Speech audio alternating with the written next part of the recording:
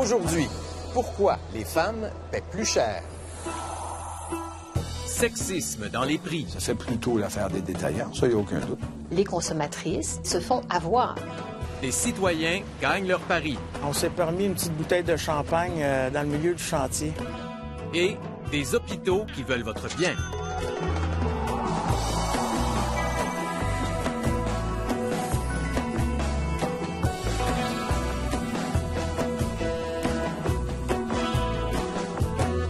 Bienvenue à La Facture. Lorsqu'on établit le prix d'un produit, on tient compte de plusieurs facteurs. Le coût de fabrication, par exemple, mais aussi ce que le consommateur, lui, serait prêt à payer.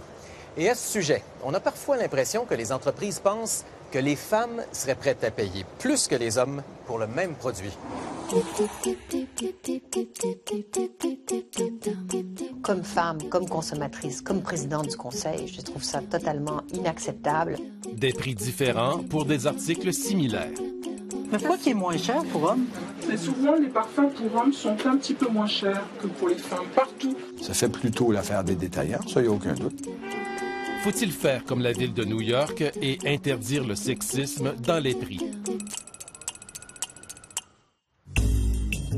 Nos collègues Marie-Pierre Mercier et Félix Saint-Aubin se sont prêtés au jeu. Nous donnons à chacun 300 $ à dépenser. Il y a une condition. Ils doivent acheter le même article, version pour elle et pour lui, aux mêmes endroits. Nous voulons savoir s'il y a une différence entre les prix et si oui, de combien. Mais Jacques Nantel connaît déjà la réponse. C'est une discrimination, vous avez tout à fait raison, sur la base du prix. Mais l'origine, souvent, elle se perd un peu dans la nuit des temps. Jacques Nantel, spécialiste en marketing, a retracé l'origine de cette discrimination. À l'origine, le rasoir rose se vendait moins que le rasoir noir. Bien, ça a pris un certain temps avant que les femmes commencent à avoir un comportement qui, en termes de volume en point de vente, soit l'équivalent de celui des hommes. De sorte que le rasoir rose était moins contributif au profit, tout simplement. Merci, bonne journée, au revoir. Eh bien, justement, notre couple achète des rasoirs jetables. Les Big Flex 4 lames pour hommes et les Big 4 lames pour dames. Une différence de 1 $.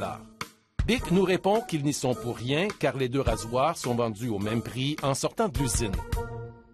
C'est ce pharmacien affilié à Uniprix qui a augmenté son prix. Dans un courriel, le propriétaire a expliqué qu'une erreur humaine est à l'origine de cette différence. Le prix aurait dû être le même, soit 8,99 $. C'est clairement, de mon point de vue, complètement inacceptable que d'avoir des prix différents pour des produits qui sont essentiellement les mêmes. Julie Miville-Dechaine est l'ex-présidente du Conseil du statut de la femme. Elle nous a accordé sa dernière entrevue tout juste avant de quitter la présidence du Conseil. Il y a un calcul qui est fait par les fabricants que les femmes sont prêtes à payer cela, parce que si elles n'étaient pas prêtes à le payer, les prix baisseraient. Prochaine destination, le nettoyeur à sec. Pour elle, un tailleur et pour lui, un complet. Félix paie seulement 13,74 $, alors que Marie-Pierre doit débourser 16,60 $. Explication du nettoyeur. La différence est due au temps supplémentaire passé au pressage. Mais qu'ils changent leur machine. On est rendu dans une société où les femmes sont sur le marché du travail, où elles ont besoin de nettoyeurs à sec. Et franchement, moi, je suis rendue que je ne m'achète pratiquement plus de vêtements qui doivent aller au nettoyage à sec parce que je suis scandalisée du prix qu'ils chargent aux femmes pour faire nettoyer leurs vêtements. Direction Centre-Ville. Le couple cherche le modèle de base de l'emblématique Levi's 501.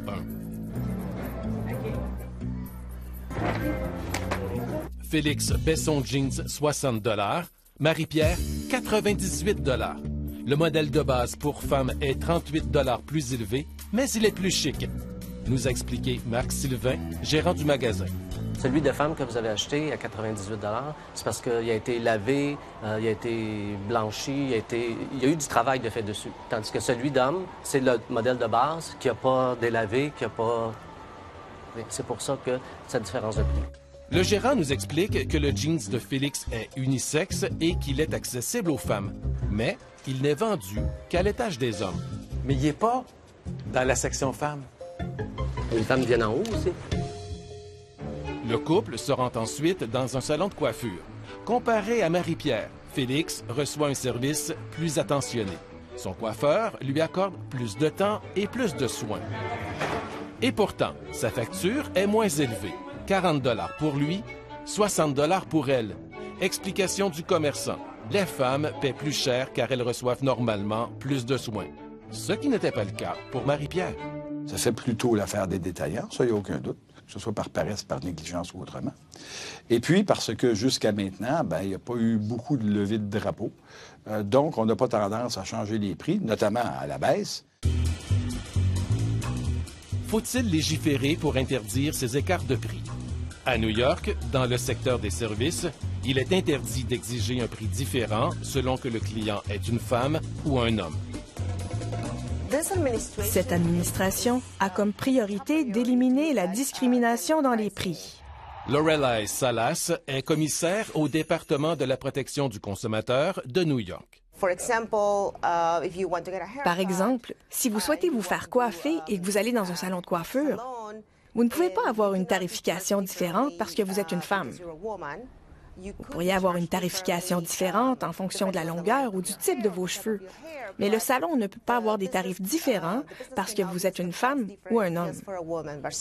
Des amendes allant jusqu'à 250 $ pour une première offense sont imposées aux contrevenants. En 2011, 580 commerçants ont été mis à l'amende, mais depuis, le nombre de contrevenants a diminué. Nous croyons que c'est très efficace pour changer la façon dont l'industrie fixe le prix de ses services. La ville de New York envisage maintenant d'étendre sa loi aux articles vendus en magasin. Le département qu'elle dirige a analysé le prix de 800 articles vendus dans plusieurs commerces de New York. Dans 42 % des cas, les articles destinés aux femmes étaient plus chers. Le paradoxe est complet parce que les femmes gagnent à peu près 80 % du revenu moyen des hommes. Donc, les femmes gagnent moins, ont moins de revenus. Or, elles doivent payer leurs produits plus cher. Malgré cela, l'ex-présidente du Conseil du statut de la femme ne croit pas qu'une telle loi soit applicable au Québec. La difficulté que j'y vois, c'est qu'il y a beaucoup de lois de la consommation au Québec qui sont administrées par l'OPC et finalement qui n'ont pas de dents. De retour à notre séance d'achat, notre couple achète 2 déodorants. La version Speed Stick pour lui de 70 grammes et le Lady Speed Stick conçu pour elle. Marie-Pierre a payé 2,20 $ de plus et pourtant, son bâton contient 5 grammes de moins. Colgate, le fabricant, précise qu'il y a une version féminine au même prix que la version masculine, mais son format est encore plus petit, 45 grammes. C'est choquant, c'est inacceptable et la facture pour les femmes est beaucoup plus élevée à la fin de l'année que pour les hommes. Selon notre expert, ce décalage entre les prix s'explique par la faible demande de certains articles féminins. Pour rentabiliser l'espace sur les tablettes, les commerçants doivent hausser leur prix. Si mon stock roule 2 fois moins, le rasoir rose, il faut que ma marge soit 2 fois plus élevée pour avoir la même rentabilité au pied linéaire. Lorsque les 2 produits roulent autant, on devrait normalement baisser la marge. On devrait changer les prix, on devrait les ajuster puis s'en aller vers le prix le plus bas. Ça va de soi. Pour terminer, notre couple décide de se gâter avec un parfum. Neige de Lise Wattier. Mais pourquoi il est moins cher pour hommes?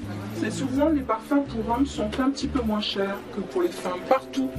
Il paie le sien 52 $, elle 63 $. Selon la compagnie, le design du flacon et les ingrédients justifient la différence de prix. Je dois vous dire que je n'accepte pas l'explication des fabricants qui prétendent que quand le prix est plus élevé, c'est parce qu'il y a une petite différence.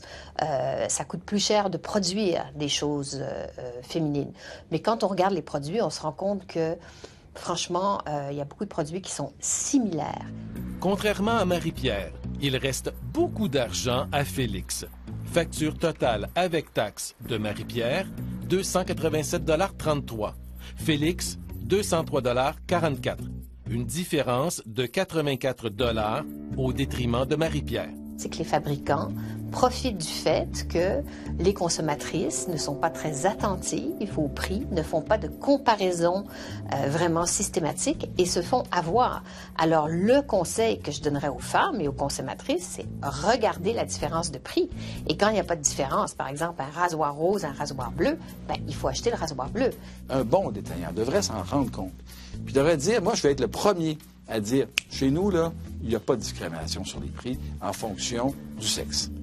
Je peux vous garantir qu'à partir de ce moment-là, son volume va commencer à augmenter, il va compenser pour sa baisse de prix. Ça, c'est ce qu'un bon détaillant fait. C'est de l'astuce de bon détaillant. Les autres vont suivre par la suite.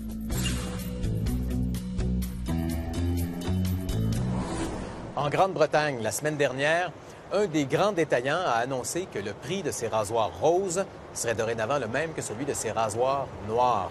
La chaîne dit que les roses étaient plus chers parce qu'ils en vendaient moins. Quoi qu'il en soit, chez nous, selon l'Office de la protection du consommateur, tout cela n'est pas un problème de consommation, c'est un problème de discrimination. Et ça relève de la Commission des droits de la personne. Après la pause, on est rendu à 5 pouces et demi. Ces Lavallois sortent la tête de l'eau. Le but, c'était de faire réparer la rue pour que je puisse être réassuré. Alors, je suis très satisfait.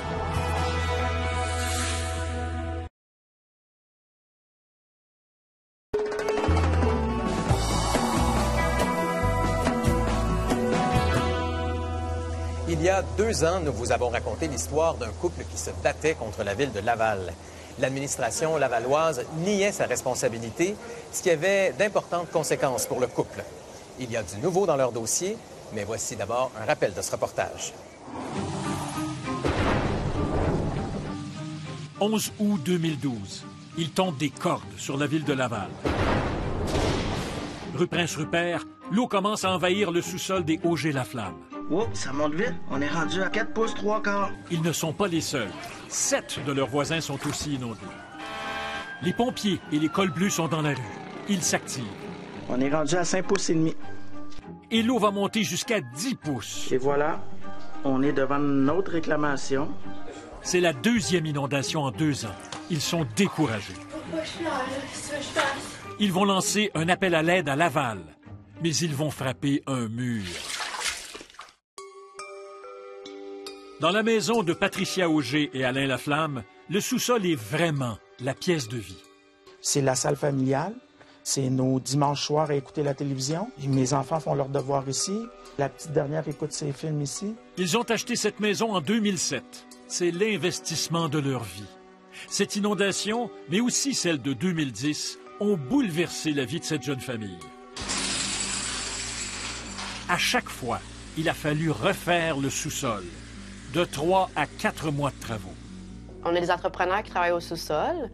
Ils ont beau faire attention. Il y a de la poussière partout. Et là, sont où les enfants, là, toute cette période-là? Là, je les couche où? Pour les 2 inondations, l'assureur a payé une 50aine de milliers de dollars chaque fois. Mais cette fois-ci... Les assurances, ils m'ont envoyé un document me disant que la protection pour les dégâts d'eau provenant du sol n'est plus disponible. Pierre Beaupré est ingénieur.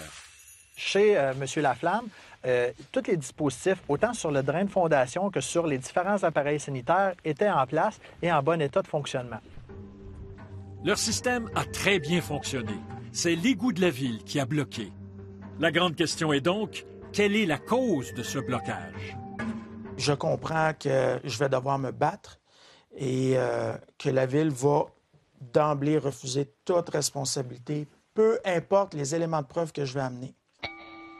Se battre et gagner contre une ville est beaucoup plus facile à dire qu'à faire. Mais quelques semaines plus tard, un événement inattendu va leur redonner courage. Il y a quelqu'un qui est venu de façon anonyme porter un document dans ma boîte aux lettres. C'est un bon de travail du service des travaux publics. La conclusion des cols bleus est une véritable révélation pour le couple. L'égout a un problème et la ville doit le réparer. Je veux qu'ils fassent face à leur responsabilité. Ils consultent un avocat et poursuivent la ville. Je veux qu'ils me dédommagent pour tout ce que j'ai enduré et je veux qu'ils réparent la conduite dans la rue. Mais quand ils reçoivent la réponse de la ville à leur poursuite, c'est le choc. Laval prétend que quelqu'un a soulevé ce couvercle d'égout qui peut peser plus de 100 kilos pour éjeter un manteau et des guenilles. C'est donc un méfait qui a bloqué l'égout et causé l'inondation. La Ville dit qu'elle ne peut pas être tenue responsable d'un méfait dont elle est victime. Un autre choc attend les Auger-Laflamme. Ils découvrent que 3 semaines après l'inondation, les cols bleus avaient inspecté l'égout avec une caméra. Le niveau de l'eau, très élevé ici, les amenait à conclure à l'existence d'un bas-fond. Un bas-fond, c'est la conduite. Au fil des années, le sol peut avoir bougé et la conduite va faire un U. Dans ce U-là, tous les débris, les roches ou tous les autres débris sanitaires qui sont plus pesants peuvent s'accumuler. Ça peut faire un bouchon qui fait que l'eau va s'accumuler. Malgré la conclusion de ses propres employés, la Ville maintient sa position. Selon elle, le blocage et l'inondation ont été causés par un méfait dont elle ne peut être tenue responsable. On l'a vu, ce couple ne pouvait plus s'assurer contre une prochaine inondation et ça faisait baisser la valeur de leur maison. On pensait que cette affaire se rendrait jusqu'à procès, mais quelque chose s'est passé. Nous sommes retournés les voir. On s'est permis une petite bouteille de champagne dans le milieu du chantier. Cet automne, le couple Auger-Laflamme a eu toute une surprise. La Ville de Laval a installé de nouveaux égouts dans leur rue. On fêtait... Notre victoire. Notre victoire, le règlement. Finalement, c'est... De ne pas les avoir lâchés. La Ville de Laval a conclu une entente à l'amiable avec le couple Auger-Laflamme. Les détails demeurent confidentiels, mais Alain Laflamme est très content. Le but ultime, c'était de faire réparer la rue pour que je puisse être réassuré, que ma propriété reprenne la valeur marchande qu'elle avait quand j'ai acheté, avant qu'on ait des problèmes. Alors, je suis très satisfait. Il y a 2 ans, le refus de la Ville de Laval semblait inébranlable. Alors, comment expliquer un tel revirement? Les liens entre les citoyens de la rue Prince-Rupert se sont resserrés après la diffusion de leur histoire. Tout ça, ça s'est fait en même temps qu'il y a eu un vaste changement de culture organisationnelle à la Ville de Laval. Alors, je pense que c'est la conjonction de ces 2 effets-là a provoqué le règlement de cette situation-là. Le nouveau maire de Laval, Marc Demers, est même venu rencontrer les citoyens de la rue Prince-Rupert. Monsieur le maire a saisi l'ampleur de la problématique. Ça l'a énormément aidé. Aujourd'hui, c'est en pensant à ses voisins qu'Alain Laflamme célèbre sa victoire. Une victoire totale pour moi, mais aussi pour les citoyens. Là. Ils ne s'en rendent pas compte, là, mais la propriété, elle a fait ça. Ce qui a été déterminant dans leur bataille, c'est ce document que quelqu'un a déposé dans leur boîte aux lettres et qui leur a révélé qu'il y avait un problème avec les égouts et que la Ville de Laval le savait. Encore aujourd'hui, on ne sait pas qui a déposé ce document dans leur boîte aux lettres. Mais le couple a senti que quelqu'un était de son côté et il en est très reconnaissant.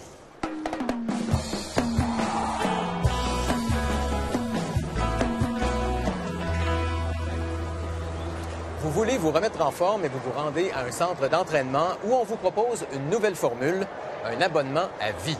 1 000 $ d'inscription et un accès gratuit par la suite aussi longtemps que vous voulez. Vrai ou faux, un centre d'entraînement peut vous vendre un abonnement à vie? La réponse après la pause.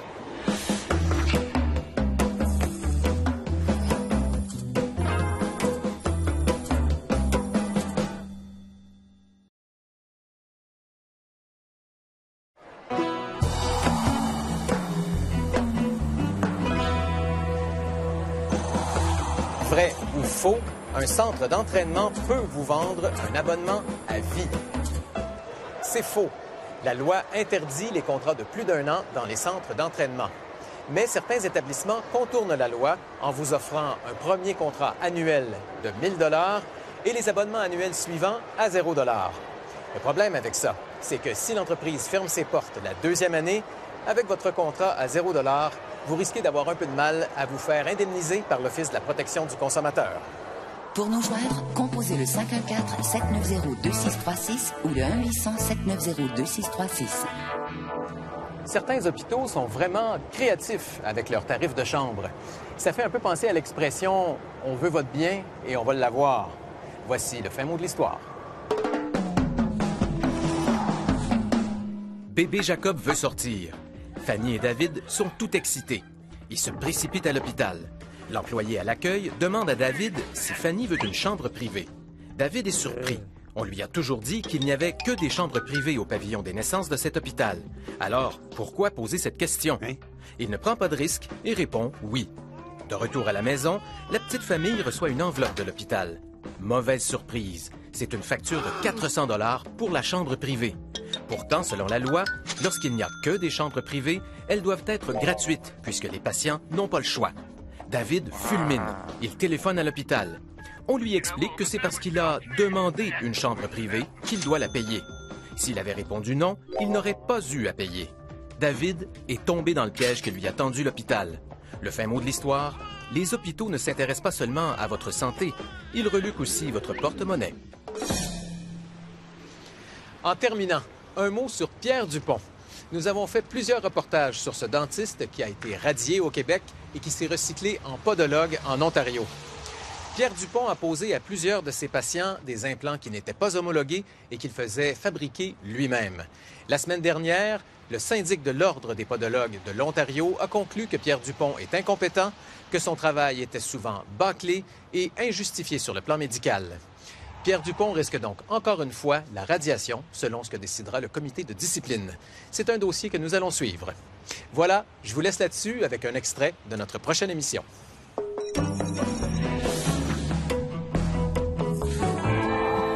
Les campagnes de financement sur Internet.